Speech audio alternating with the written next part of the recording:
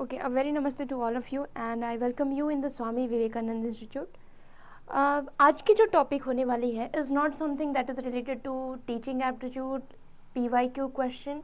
This is something has been query that has been asked by my student. और ये query देख करके मुझे लगा ये चीज़ें तो मैंने डिस्कस ही नहीं किया, मैं डिस्कस करना भूल गई.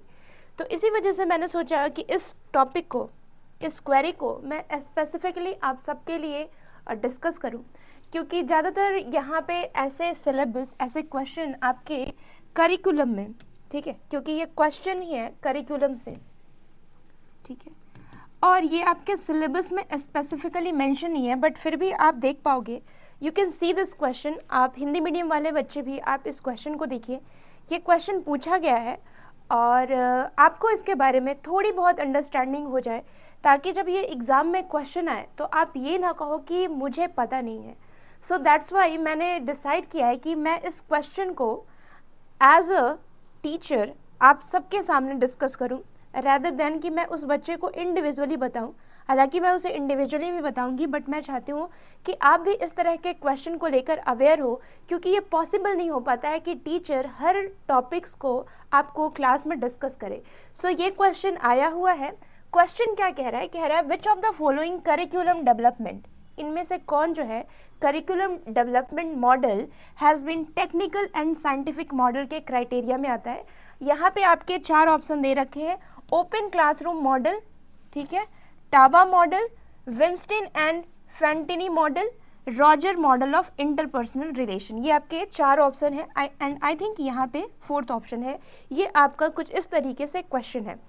अब देखिए, आज का जो क्लास होने वाला है, इट्स नॉट लाइक कि मैं आपको पीपीटी प्रेजेंट करूंगी और आप उसको नोट डाउन करोगे. आज के क्लास में हम फोकस करेंगे इसी टॉपिक के बारे में, क्योंकि मुझे जहाँ तक याद है, मैंने खुद जो है ना करिकुलम डिस्कशन नहीं किया है. यानी कि आपकी जो पाठ्यचर्या, जब आप कोई भी सिलेबस पढ़ते हो, करिकुलम इज़ व्हाट?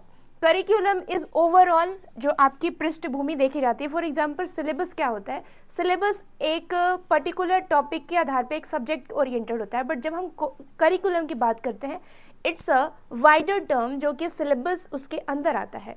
तो आज हम करिकुलम की बात करने वाले हैं. Scientific model, non scientific model क्या है, इसके बारे में हम डिस्कशन करेंगे. सो फर्स्ट थिंग फर्स्ट, ये जो वर्ड करिकुलम है, इसका मतलब क्या है? आप देखोगे ये जो वर्ड करिकुलम है, ये वर्ड आया, आप इसे नोट डाउन कर सकते हैं. The word curriculum has been derived from Latin word currere, जिसका मतलब क्या होता है? इट मीन्स रेस, ठीक है, इसका मतलब होता है रेस.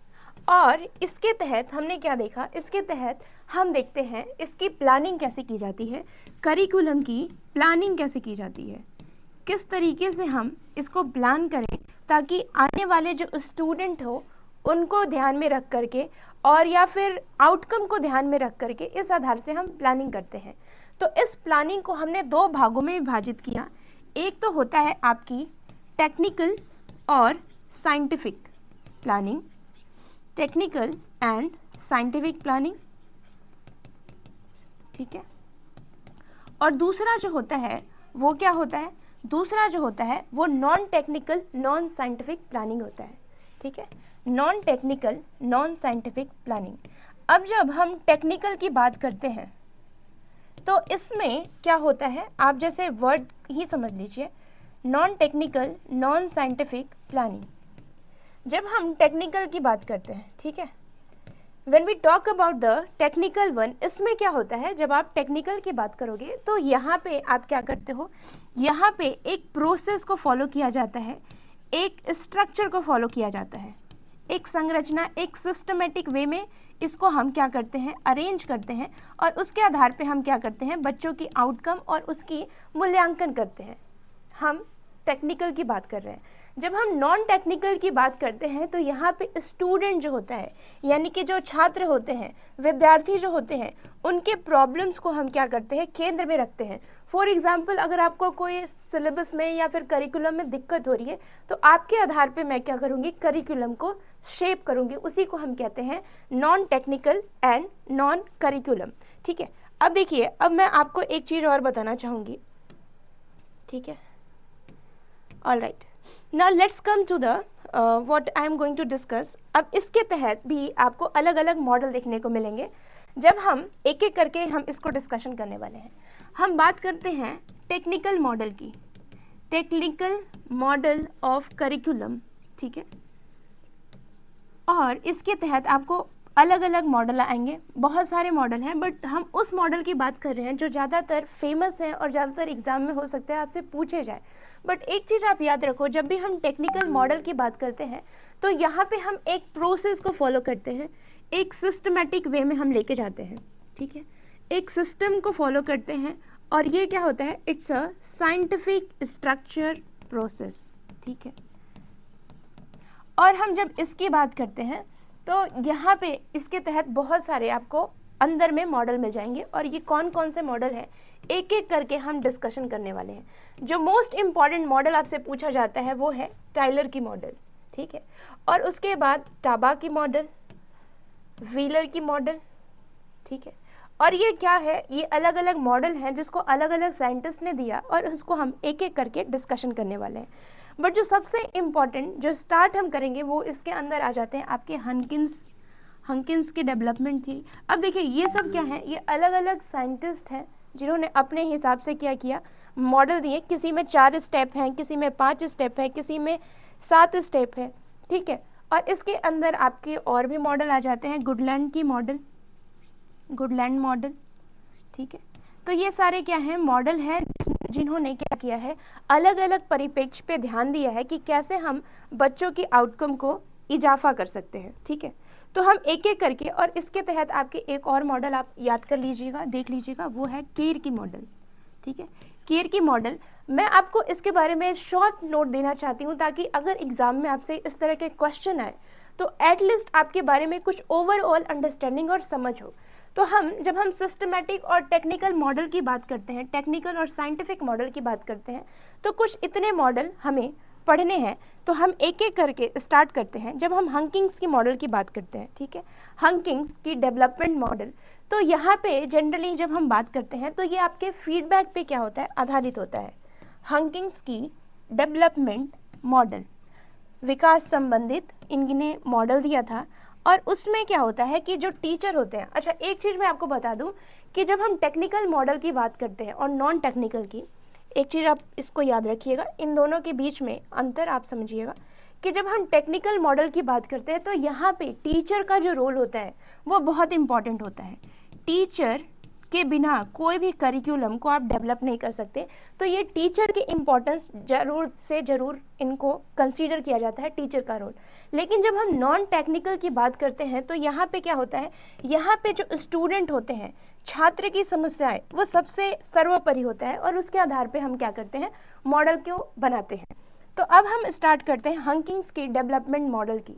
जब हम हंकिंग्स की डेवलपमेंट मॉडल की बात करते हैं तो यहाँ पे आपकी क्या की जाती है, जो टीचर होता है, क्योंकि ये सब किसके पे आधारित है, टीचर के बिना कुछ हो ही नहीं सकता। तो टीचर क्या होते हैं, टीचर आपको फीडबैक देते हैं हर स्टेप पे, और फीडबैक के आधार पे आप क्या करते हो, डेवलप करते हो और आप में इम्प्रूवमेंट की जाती है। तो यहाँ पे फीडबैक का बहुत रोल है और फीडबैक के थ्रू क्या होता है, आप में विकास देखा जाता है। इसी को हमने क्या कहा, हंकिंग्स की डेवलपमेंट मॉडल। अब जो दूसरी मॉडल हम स्टार्ट करेंगे वो है गुडलैंड की। गुडलैंड क्या थे, he is a American educationist, ठीक है। उनके द्वारा एक कॉम्प्रिहेंसिव करिकुलम की डेवलपमेंट की बात की गई कि कैसे हम एक व्यापक रूप से करिकुलम को डेवलप कर सकते हैं। और यहाँ पे जो मेन फोकस था, उन्होंने वैल्यूज़ को बहुत ध्यान दिया कि बच्चे के अंदर विकास होना चाहिए। इनकी जो मॉडल थी उसमें साइंटिफिक नॉलेज को भी क्या किया गया, ध्यान दिया गया, जिससे क्या कर सकते हैं हम बच्चों के अंदर करिकुलम का इवोल्यूशन बहुत अच्छे से कर सकते हैं। तो जब हम बात करते हैं गुडलैंड की, तो यहाँ पे उन्होंने करिकुलम के डेवलपमेंट में साइंटिफिक और वैल्यू बेस्ड नॉलेज की बात की गई, ठीक है। अब हम क्या करने वाले हैं, हम बढ़ने वाले हैं, जो सबसे इम्पॉर्टेंट मॉडल है वो है, देखिए लास्ट में जो सबसे इम्पॉर्टेंट मॉडल है उसकी हम बात करेंगे। सबसे इम्पॉर्टेंट मॉडल, ये 3 मॉडल है, यहाँ से आपके क्वेश्चन पूछे जा सकते हैं। तो हम इन तीनों मॉडल को लास्ट में डिस्कस करेंगे। हम गुडलैंड के मॉडल को देख लिए, हंकिंग्स के, अब थोड़े से केर के मॉडल के देखते हैं।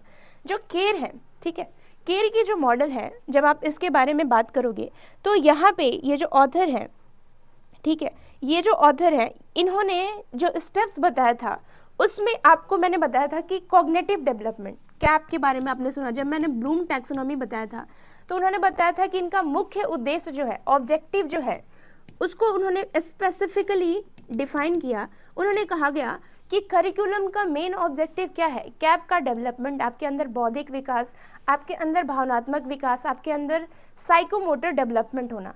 तो उन्होंने इसको बहुत ही विस्तृत रूप से डिस्क्राइब किया गया और जो उद्देश्य होता है कैप, उसको बहुत ही डिटेल्ड वे में केर ने हमारे सामने रखा। तो ये जो थी, ये 3 मॉडल थी, लेकिन जो सबसे इम्पॉर्टेंट मॉडल जो आपसे पूछा जाता है वो क्या पूछा जाता है, टेलर की मॉडल, राल्फ डब्ल्यू टेलर। उन्होंने जो बात किया गया, उन्होंने कहा कि आप गोल को देखिए, ठीक है, इसको हम कहते हैं आउटकम ओरिएंटेड और गोल ओरिएंटेड मॉडल। इसमें जो है उन्होंने बहुत ही कंसाइज वे में, बहुत ही प्रिसाइज वे में क्या किया, बताया कि किस तरीके से हम क्या कर सकते हैं, करिकुलम की प्लानिंग कर सकते हैं। तो इन्होंने बहुत प्रिसाइज और सिस्टमेटिक वे में हमें बताया। इनकी मॉडल को हम क्या कहते हैं, लीनियर मॉडल भी कहते हैं। कैसे हम विकास कर सकते हैं, इन्होंने लीनियर मॉडल के बारे में बात की। और इसी वजह से जब हम बात करते हैं एवोल्यूशन की, इनके मूल्यांकन की बात करते हैं, तो ये क्या होता है, जो एवोल्यूशन होता है वो कैसा होता है, टर्मिनल, एक एंड हो जाता है। लीनियर कैसा होता है, एक लाइन की तरह, और इसका लास्ट में आपको क्या करना है, आपका एवोल्यूशन होगा। तो यहाँ पे लीनियर मॉडल, टर्मिनल मॉडल की बात करते हैं। अब जो इनकी मॉडल है इसमें 4 स्टेप है, ठीक है। अब डिटेल्ड वे में आप हर स्टेप्स को देखना जरूरी नहीं है, क्योंकि इतना डिटेल्ड वे में पूछता नहीं है। जनरली हमें इन सब के बीच में अंतर समझ करके इनको याद करना है। तो जब हम टेलर की मॉडल की बात करते हैं तो इसमें 4 स्टेप आपको देखने को मिलेंगे। और ये क्या है, इट्स अ डिडक्टिव मेथड, ठीक है। ये क्या है, ये एक डिडक्टिव मेथड है। ऑफकोर्स ये साइंटिफिक मेथड है, तो ये क्या करता है, डिडक्टिव मेथड की बात करता है। यानी कि यहाँ पे क्या हुआ, एक मॉडल है और उसके आधार पे आप क्या करते हो, जब हम डिडक्टिव की बात करते हैं तो हम क्या करते हैं, जनरल टू पर्टिकुलर की बात करते हैं। तो आपके पास एक थ्योरी है और आप उसको ले जा करके बाकी सब पे अप्लाई करते हो, हर बच्चों पे। तो यहाँ पे डिडक्टिव मॉडल की बात करता है, ठीक है। अब देखिए, जो उसके विपरीत जब हम व्हीलर की बात करते हैं तो व्हीलर की model, the word wheel, wheel का मतलब ही क्या हुआ, इट्स अ साइक्लिक मॉडल, ठीक है। ये कैसा है, साइक्लिक मॉडल है। और जब मॉडल साइक्लिक होगा तो आप खुद समझिए कि ये क्या करता है, ये बात करता है कि इवोल्यूशन क्या होगा, नॉन टर्मिनल। यानी कि ये इवोल्यूशन क्या होता है, चलते रहता है। और इसी वजह से जो एवोल्यूशन होता है, जो मूल्यांकन होता है, वो कैसा होता है, नॉन टर्मिनल, ठीक है, नॉन टर्मिनल।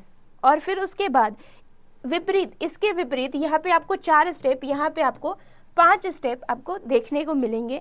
तो ये था आपका व्हीलर का मॉडल, जो कि क्या है, ये भी कैसा है, ये भी आपके डिडक्टिव मॉडल आ जाते हैं, ठीक है। डिडक्टिव मेथड के तहत ये करिकुलम की प्लानिंग होती है। अब हम बात करते हैं टाबा की मॉडल, जो कि सबसे ज़्यादा, सबसे इम्पॉर्टेंट है।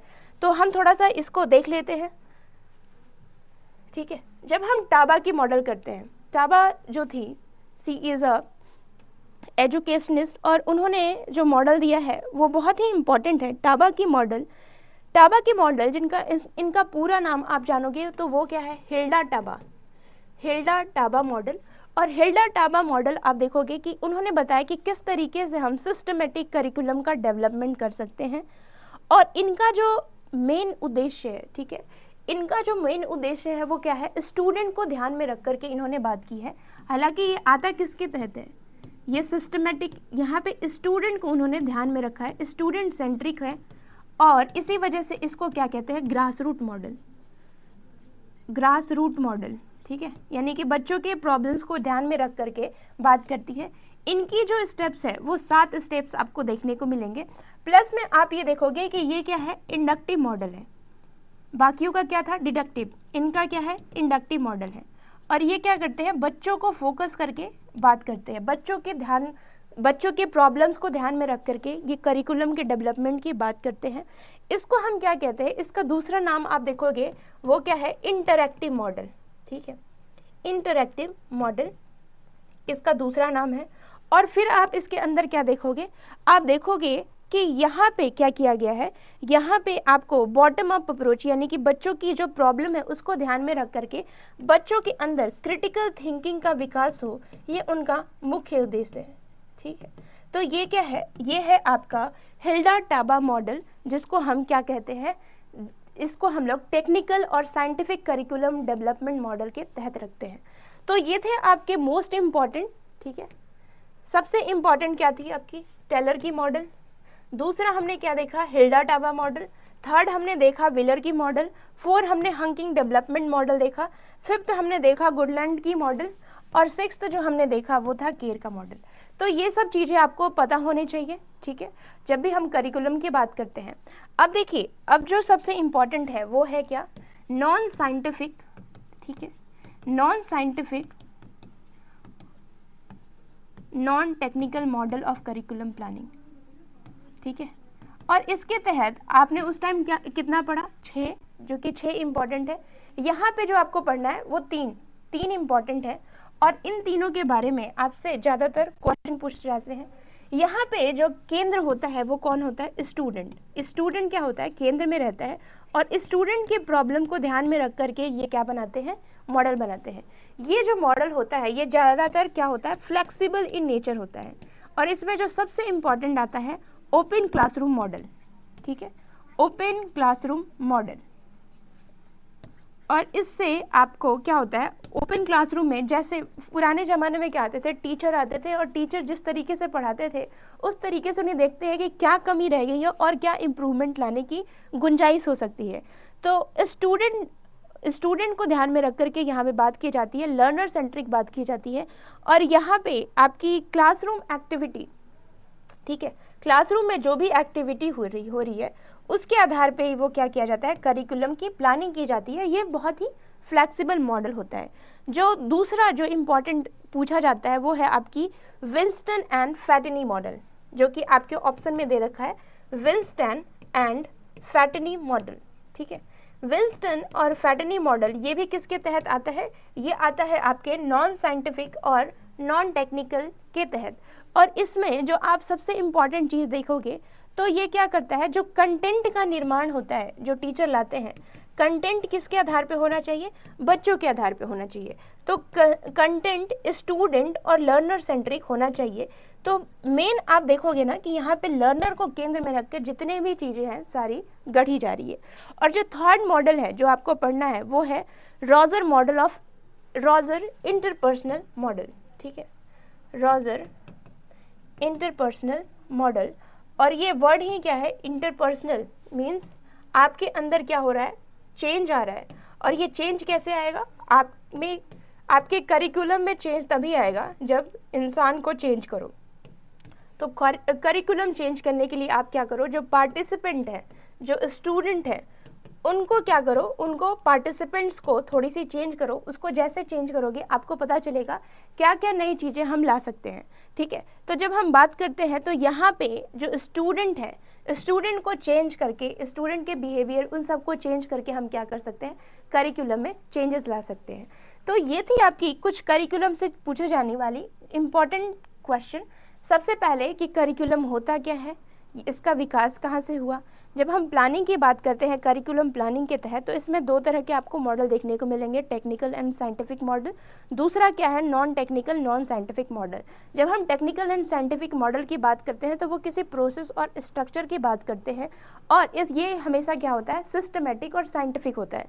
जब हम नॉन टेक्निकल नॉन साइंटिफिक की बात करते हैं तो यहाँ पे जैसे जैसे छात्र आते हैं, जैसे जैसे छात्र की प्रॉब्लम आती है, उनके को ध्यान में रख करके हम क्या करते हैं, करिकुलम का डेवलपमेंट करते हैं। जब हम टेक्निकल मॉडल की बात करते हैं तो इसके तहत जो सबसे इम्पॉर्टेंट है वो है टेलर की मॉडल, जो उसमें आपसे पूछा जाता है कि गोल को ध्यान में रख करके बहुत ही प्रिसाइज और सिस्टमेटिक वे में करिकुलम को प्लान किया जाता है। इसको लीनियर मॉडल भी कहते हैं, और क्योंकि ये लीनियर मॉडल होता है इसी वजह से क्या होता है, जो इवोल्यूशन होता है वो टर्मिनल होता है, यानी कि उसके अंत में क्या किया जाता है, एवोल्यूशन किया जाता है। इसमें 4 स्टेप्स हैं, और ये सारे 4 स्टेप आपको आराम से इतना डेप्थ में नहीं पूछता है, दैट्स वाई मैंने इसको 4 बताए, और आप इसको देख भी सकते हैं। होता क्या है कि किस तरीके से टीचर आपकी ऑब्जेक्टिव सेट करते हैं और फिर ऑब्जेक्टिव के आधार पे आपको क्या किया जाता है, लास्ट में मूल्यांकन किया जाता है। तो फर्स्ट में ऑब्जेक्टिव और लास्ट में इवोल्यूशन। मैंने जितने भी टैक्सोनॉमी, ब्लूम टैक्सोनॉमी, टीचिंग के मॉडल, तो मैंने आपको यही बताया कि शुरुआत वाला और लास्ट वाला आप याद रखो, फिर उसके बाद आप कॉमन सेंसिकल वे में भी क्या कर सकते हो, अरेंज कर सकते हो। फिर उसके बाद जो दूसरा इंपॉर्टेंट मॉडल है वो है हिल्डा टाबा मॉडल, जिसमें हम क्या बात करते हैं, स्टूडेंट के प्रॉब्लम को ध्यान में रखते हैं। और ये क्या है, क्योंकि स्टूडेंट के प्रॉब्लम की को ध्यान में रखता है तो इसे हम ग्रास रूट मॉडल भी कहते हैं और इंटरैक्शन मॉडल भी कहते हैं। ये बच्चों की क्रिटिकल थिंकिंग पे जोर देता है और इसके आपके 7 स्टेप आपको देखने को मिल जाएंगे। फिर उसके बाद जो तीसरा मॉडल है वो है व्हीलर मॉडल, जो कि व्हील का मतलब ही क्या है, साइकिल, साइक्लिक इन नेचर है। और ये साइक्लिक इन नेचर है मतलब क्या है, जो एवोल्यूशन है वो नॉन टर्मिनल है। और ये क्या है, ये डिडक्टिव मेथड है। और सबसे ये एक इंडक्टिव है, बाकी सब क्या है, डिडक्टिव मेथड है। और उसके बाद यहाँ पे हम क्या करते हैं, साइक्लिक वे में क्या करते हैं, एवोल्यूशन करते हैं और बच्चे की इम्प्रूवमेंट देखते हैं। फिर उसके बाद आपके यहाँ पे 5 स्टेप्स आपको देखने को मिल जाएंगे। हंगिंग्स डेवलपमेंट मॉडल फीडबैक के आधार पे क्या किया जाता है, स्टूडेंट में चेंजेस लाने की बात करता है। गुडलैंड मॉडल क्या करता है, वैल्यू और साइंटिफिक नॉलेज, साइंटिफिक वे में करिकुलम के डेवलपमेंट की बात करता है। और फिर उसके बाद केयर की नॉलेज क्या होती है, ये आपका ऑब्जेक्टिव कैसा होना चाहिए जिससे बच्चे की कॉग्निटिव, अफेक्टिव और साइकोमोटर डोमेन भी क्या हो, इफेक्टिव हो और वो चेक हो। फिर उसके बाद हमने नॉन साइंटिफिक और नॉन टर्मिनल मॉडल के बारे में बात की और इसमें आपके 3 मॉडल देखने को मिल जाएंगे। जो मोस्ट इंपॉर्टेंट है वो है आपका क्या, वो है रॉजर इंटरपर्सनल मॉडल, जिसमें करिकुलम चेंज, पार्टिसिपेंट के चेंज, स्टूडेंट के चेंज होने पे चेंज किया जा सकता है। फिर उसके बाद विंस्टन एंड फैटनी मॉडल क्या करता है, कंटेंट स्टूडेंट के प्रॉब्लम के आधार पे वो लेके आने की बात करता है। और जब हम ओपन क्लासरूम मॉडल की बात करते हैं तो क्लासरूम में जैसा इंटरेक्शन होता है उससे हम क्या कर सकते हैं, करिकुलम को प्लान कर सकते हैं। जो सबसे इम्पॉर्टेंट बात है कि यहाँ पे स्टूडेंट की बात की जाती है, लर्नर की बात की जाती है और ये बहुत ही फ्लेक्सिबल होता है। अब हम आते हैं अपने क्वेश्चन पे, क्योंकि पूरा बखेड़ा कहाँ से शुरू हुआ, यहाँ से शुरू हुआ। अब ये आपका क्वेश्चन पूछ रहा है, which of the following development model come under the technical scientific model. मैंने आपको अभी बताया टेक्निकल मॉडल क्या होता है, नॉन टेक्निकल मॉडल क्या होता है। जब हमने ओपन क्लासरूम मॉडल की बात की तो ये क्या था, ये नॉन टेक्निकल नॉन साइंटिफिक था। फिर उसके बाद जब हमने विंस्टन एंड फैटनी मॉडल के बारे में बात की, non technical non scientific. Roger model of interpersonal क्या है, नॉन टेक्निकल नॉन साइंटिफिक। तो आपका बच्चा क्या, बच्चा टाबा मॉडल यानी कि option 2 is the correct one.